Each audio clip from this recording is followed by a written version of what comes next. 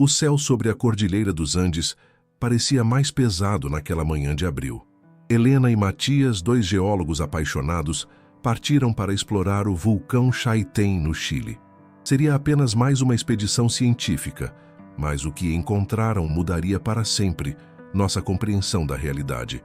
3 semanas depois de desaparecerem, Helena retornou sozinha, sem sinais de exposição aos elementos, afirmando que para ela haviam se passado apenas algumas horas. O que aconteceu nas encostas vulcânicas e desafia toda a lógica científica. Assista à história completa e descubra o mistério que abalou a comunidade científica internacional. Naquela manhã de abril, nuvens densas abraçavam os picos vulcânicos de Chaitén, enquanto o vento carregava partículas de cinza que dançavam contra a luz do amanhecer. A região, conhecida por sua beleza selvagem e imponente, guardava em seu silêncio um convite perigoso aos aventureiros que ousavam desafiar seus limites.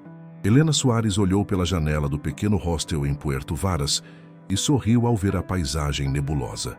Seu companheiro, Matias Orellana, terminava de arrumar as mochilas para a expedição que planejavam há quase um ano, explorar durante uma semana os arredores do vulcão Chaitén, uma área remota da Patagônia chilena que havia sido parcialmente evacuada após erupções em 2008, mas que agora recebia alguns poucos turistas aventureiros.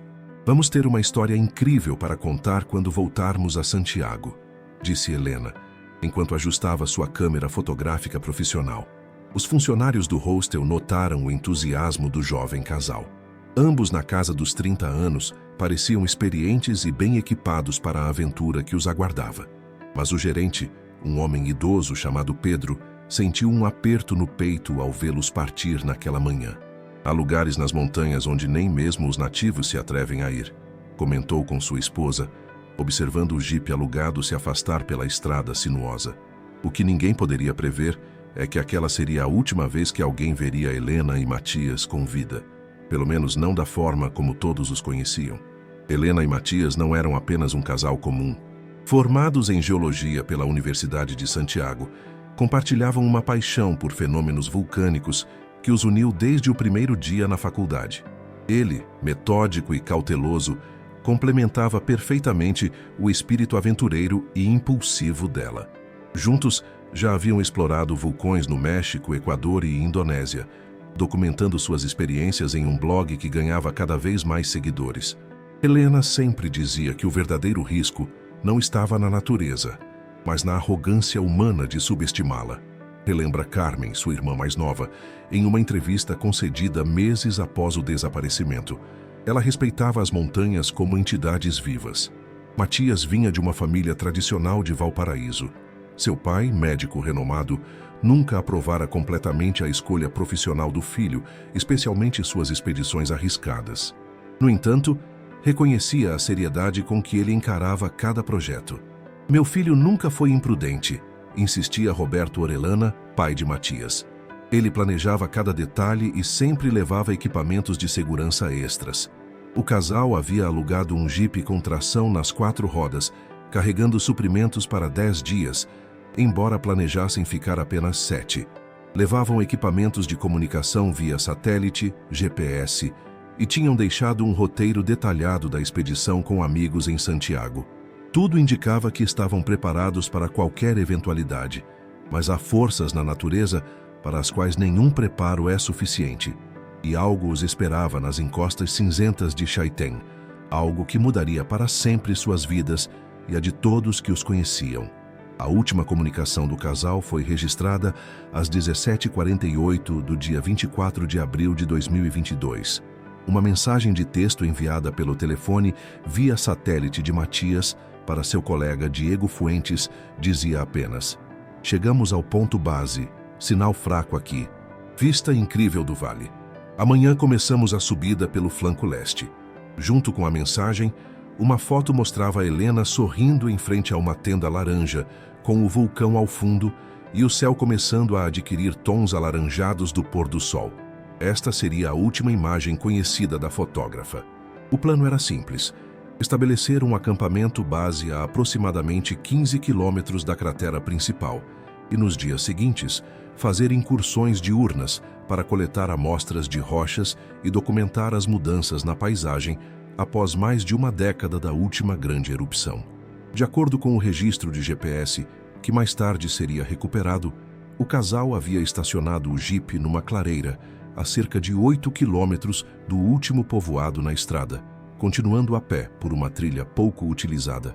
O veículo estava bem abastecido e trancado, com alguns equipamentos menos essenciais guardados no porta-malas. 3 dias depois, quando não houve mais contato, Diego começou a se preocupar.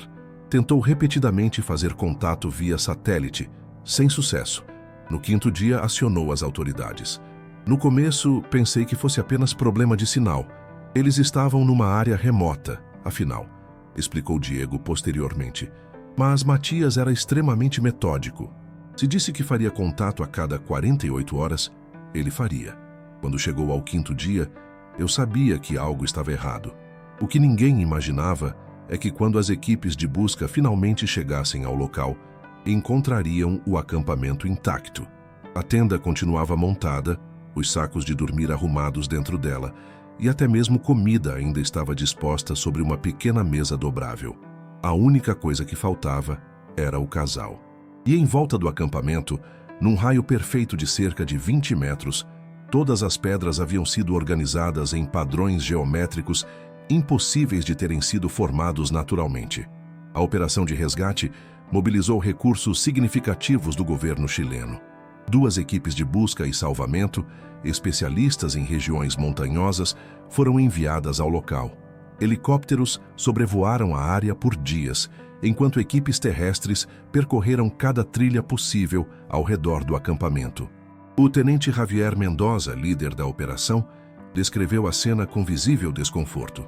Em 22 anos de serviço em resgates na cordilheira, nunca vi nada parecido. O acampamento parecia abandonado há minutos, não dias. As mochilas deles estavam lá, documentos, equipamentos caros, tudo. Até os celulares pessoais estavam carregando numa bateria portátil. Não havia sinais de luta ou de ataque de animais. A maior parte dos objetos pessoais permanecia intocada. As câmeras de Helena tinham imagens do primeiro dia, mostrando paisagens deslumbrantes e alguns selfies do casal. O diário de campo de Matias tinha anotações detalhadas sobre a geologia local até a noite de sua chegada. A última entrada, escrita com a letra meticulosa de Matias, dizia: fenômeno luminoso incomum observado a 0123. Duração aproximada de 4 minutos. Provável relação com atividade geotérmica ou gases. Helena fotografou. Investigar amanhã. Curiosamente, apesar desta anotação, nenhuma foto de fenômenos luminosos foi encontrada nas câmeras. A memória do cartão principal da câmera profissional de Helena mostrava um intervalo de tempo inexplicável, como se fotos tivessem sido apagadas, mas o contador de imagens não resetado. Os moradores locais, inicialmente relutantes em participar das buscas, começaram a compartilhar histórias antigas sobre o vulcão.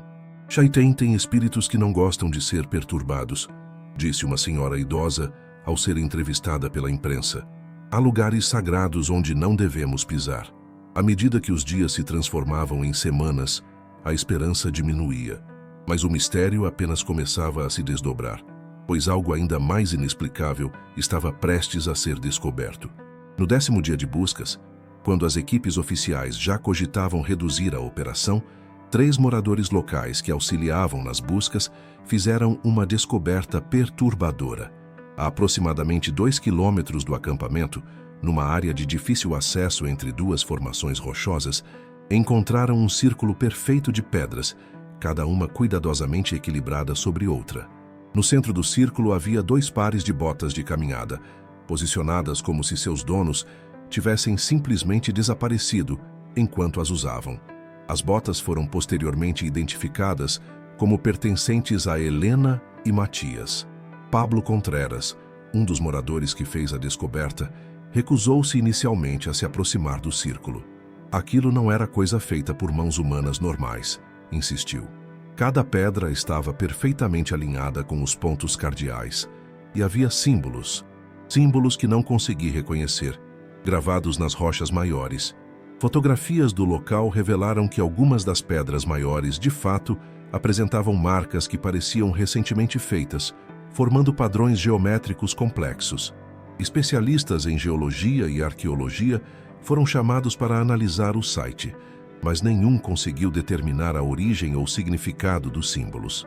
O que tornava tudo ainda mais desconcertante era o fato de que não havia pegadas, arranhões no solo ou qualquer indício de como as pesadas rochas haviam sido transportadas e organizadas naquele terreno acidentado. Algumas pesavam mais de 100 quilos e pareciam ter sido precisamente posicionadas. Mesmo com equipamentos modernos, seria extremamente difícil realizar este tipo de arranjo nesta topografia, afirmou a doutora Valentina Rocamora, geóloga da Universidade do Chile. E certamente deixaria marcas no solo que não existem. As autoridades tentaram manter sigilo sobre esses detalhes, mas as imagens logo vazaram nas redes sociais, desencadeando uma onda de teorias conspiratórias e especulações paranormais. Enquanto isso, o paradeiro do casal continuava sendo um mistério completo. Até que uma semana depois, quando ninguém mais esperava, Helena reapareceu, sozinha, e sua história desafiava toda a lógica.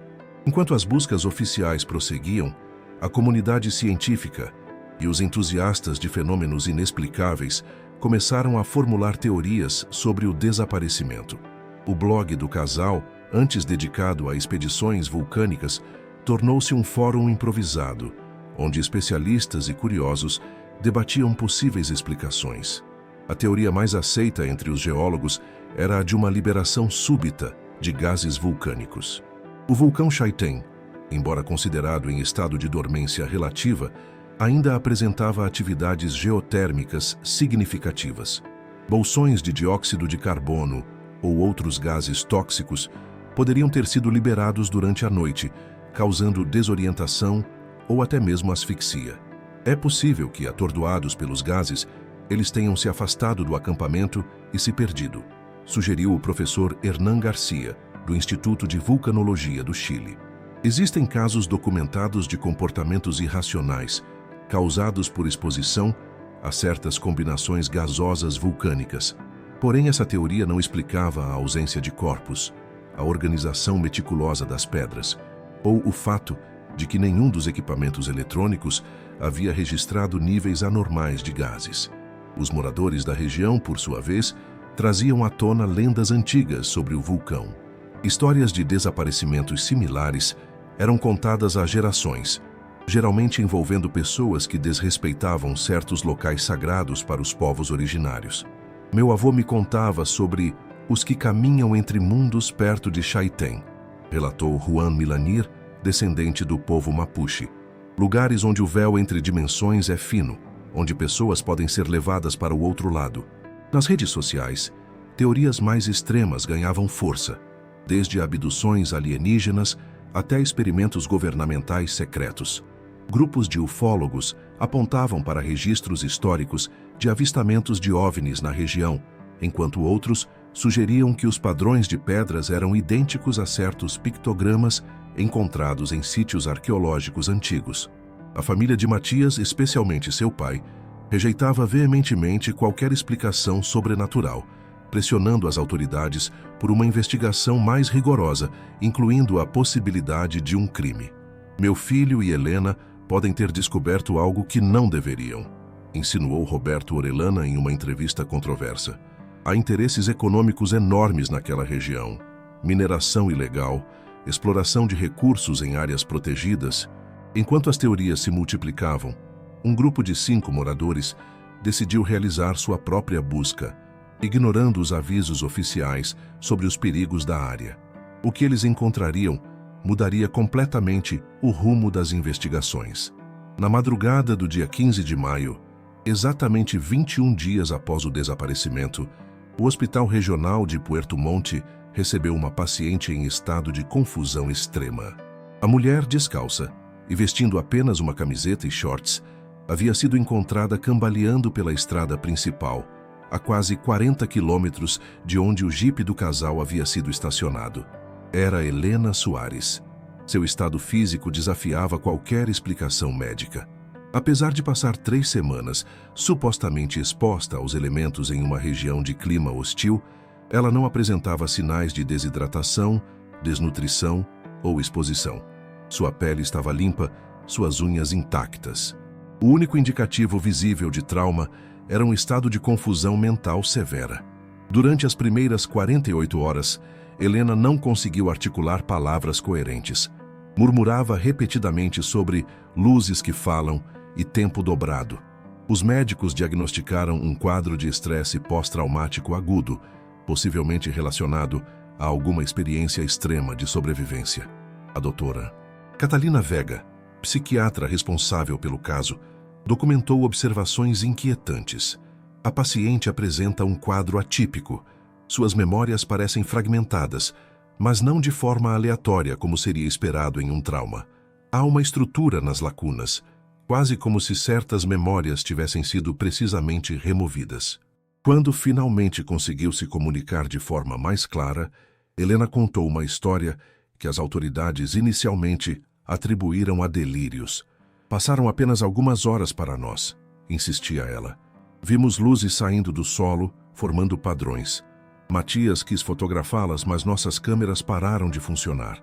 Então as luzes começaram a reorganizar as pedras ao nosso redor. Não sentimos medo. Era como se já conhecêssemos aquilo de algum lugar. Segundo seu relato, ela e Matias seguiram as luzes até uma formação rochosa, onde encontraram uma espécie de porta na pedra. Entraram voluntariamente e experimentaram o que ela descrevia como outro lugar onde o tempo se comporta diferentemente. Ficamos lá por apenas algumas horas conversando com eles, dizia Helena, sem nunca especificar quem eram eles. Matias decidiu ficar mais tempo. Eu quis voltar. Não entendo por que todos dizem que se passaram semanas. O mais desconcertante para os investigadores era que, apesar do aparente delírio, Helena foi capaz de desenhar com precisão impressionante os padrões encontrados no círculo de pedras, mesmo antes de ser informada sobre sua descoberta. Exames médicos detalhados revelaram outras anomalias. Seu relógio biológico parecia desregulado de uma forma que os especialistas nunca haviam visto.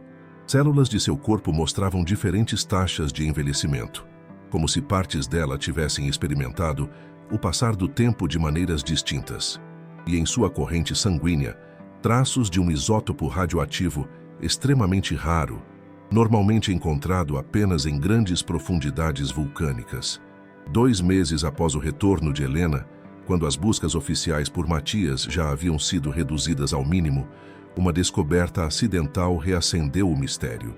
Uma equipe de geólogos que estudava atividades sísmicas na região encontrou dentro de uma fissura vulcânica o diário de campo reserva de Matias. O caderno estava perfeitamente preservado, protegido por seu estojo à prova d'água, e continha escritos que iam muito além da data de seu desaparecimento. As últimas entradas eram datadas de apenas 2 semanas antes da descoberta. O professor André Soares, sem relação com Helena, líder da equipe que encontrou o diário, ficou particularmente perturbado com seu conteúdo. Se isto for autêntico, e a análise grafológica preliminar sugere que sim, estamos diante de algo que desafia nosso entendimento atual da realidade, afirmou em entrevista coletiva. O diário continha descrições meticulosas de experimentos geológicos realizados por Matias, com data e hora precisas. Discorria sobre propriedades anômalas de certas formações rochosas na área e detalhava observações sobre o que ele chamava de pontos de interseção dimensional, locais onde, segundo suas anotações, as leis da física pareciam se comportar de maneira diferente. Havia também desenhos detalhados dos mesmos símbolos encontrados nas pedras, acompanhados de tentativas de tradução. Matias escrevia como se estivesse aprendendo uma linguagem nova. A entrada mais inquietante, datada de apenas 10 dias antes da descoberta do diário, dizia: "Confirmei hoje que o tempo aqui flui diferentemente. Calculei a discrepância. 1 hora aqui equivale aproximadamente a 18 horas no exterior. Helena deve ter retornado há semanas no tempo deles. Espero que esteja bem. A decisão de me separar dela foi dolorosa, mas necessária. O conhecimento que estou adquirindo pode revolucionar nossa compreensão da geologia e da física." Preciso completar os estudos antes de retornar. As entidades são pacientes instrutores, mas avisaram que o portal só reabrirá quando o alinhamento vulcânico ocorrer novamente. Pelos meus cálculos, terei esta oportunidade em breve. A última página continha coordenadas específicas e uma data, 21 de agosto, com o horário preciso de 03:42 da madrugada. Quando a informação vazou para a imprensa, centenas de curiosos, jornalistas e investigadores independentes começaram a se dirigir para a região, esperando testemunhar o suposto retorno de Matias. As autoridades, preocupadas com a segurança pública em uma área vulcânica instável, estabeleceram um perímetro de exclusão, permitindo acesso apenas a uma equipe científica oficial e à família. O que aconteceu naquela madrugada permanece um dos episódios mais controversos da história recente do Chile. Na noite de 20 para 21 de agosto, uma equipe composta por cientistas, autoridades, familiares de Matias e Helena, que insistiu em estar presente apesar das recomendações médicas contrárias, posicionou-se nas coordenadas indicadas no diário. Equipamentos de monitoramento avançados foram instalados em um raio de 500 metros. Roberto Orellana, que antes rejeitava explicações sobrenaturais, agora se agarrava à esperança de rever seu filho, não importando quão extraordinárias fossem as circunstâncias. O local era uma pequena clareira entre formações rochosas, próxima a uma fumarola ativa, que liberava constantemente vapor vulcânico. Ao centro, um círculo de pedras similar ao encontrado anteriormente havia sido descoberto dias antes pela equipe preparatória. Às 02:30, instrumentos começaram a registrar anomalias. Magnetômetros indicavam flutuações intensas, enquanto sensores de radiação detectavam picos de um tipo específico de partícula, raras vezes observada naturalmente. Às 03:15, testemunhas relataram que o vapor da fumarola começou a se condensar de maneira não natural, formando padrões geométricos similares aos símbolos encontrados nas pedras. Às 03:40, um fenômeno luminoso iniciou-se no centro do círculo. Luzes azuladas emergiam do solo, movendo-se em padrões precisos. Câmeras e equipamentos eletrônicos começaram a falhar ou registrar imagens distorcidas. O que aconteceu exatamente às 03:42 é objeto de intenso debate. Das 12 pessoas presentes no perímetro imediato, cada uma descreve uma versão ligeiramente diferente dos eventos. A gravação oficial recuperada posteriormente mostra apenas interferência estática por aproximadamente 73 segundos. A versão mais aceita é a descrita pela doutora Valentina Rocamora, que manteve anotações manuscritas durante todo o evento. 03:42. Intensificação súbita das luzes. Formação de uma espécie de cortina vertical luminosa no centro do círculo. Silêncio absoluto, como se o próprio ar tivesse sido suspenso. Uma forma humanoide emerge através da cortina, identificado visualmente como Matias Orellana, porém com aparência significativamente alterada. Matias, segundo as testemunhas, aparentava ter envelhecido anos, não meses. Seu cabelo, antes negro, apresentava mechas grisalhas. Estava vestido com roupas diferentes das que usava ao desaparecer, algo que parecia uma combinação de seu equipamento original e materiais desconhecidos. O reencontro com Helena e seus pais foi breve e emocionalmente intenso. As poucas palavras trocadas registradas por múltiplas testemunhas foram crípticas. Eles permitiram meu retorno, mas não posso ficar muito tempo, teria dito Matias. O que aprendi mudará tudo o que pensamos saber sobre este mundo. Ele entregou a Helena um pequeno objeto descrito como uma pedra vulcânica com inscrições, e ao seu pai uma pasta selada contendo documentos. Antes que qualquer autoridade pudesse intervir formalmente, o fenômeno luminoso intensificou-se novamente. Segundo múltiplos relatos, Matias caminhou voluntariamente de volta para o centro do círculo após abraçar sua família uma última vez. A cortina luminosa dissipou-se às 03:58. Matias havia desaparecido novamente. Desta vez, porém, deixou para trás evidências tangíveis que desafiariam a ciência nos meses seguintes. O caso do desaparecimento e reaparição de Matias e Helena Orellana permanece oficialmente classificado como inexplicado nos registros do governo chileno. A pasta entregue por Matias ao seu pai continha mais de 200 páginas de anotações, cálculos complexos e diagramas que atualmente estão sendo analisados por uma equipe internacional de cientistas sob rigoroso sigilo.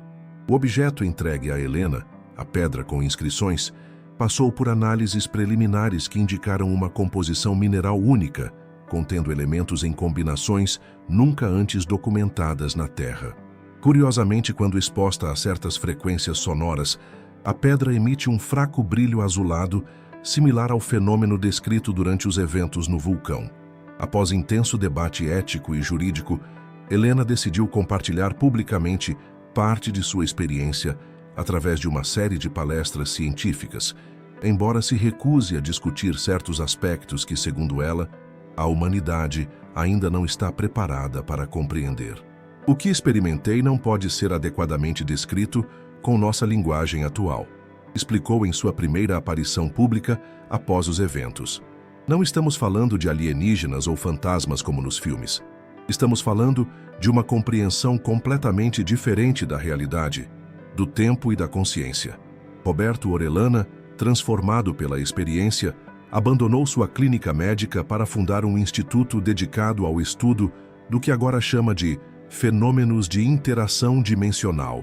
Utilizando parte das anotações deixadas por seu filho, a instituição já publicou 3 artigos científicos que estão causando controvérsia significativa na comunidade acadêmica. Os moradores locais da região de Chaitén, antes relutantes em discutir as lendas antigas sobre o vulcão, agora compartilham mais abertamente histórias transmitidas por gerações.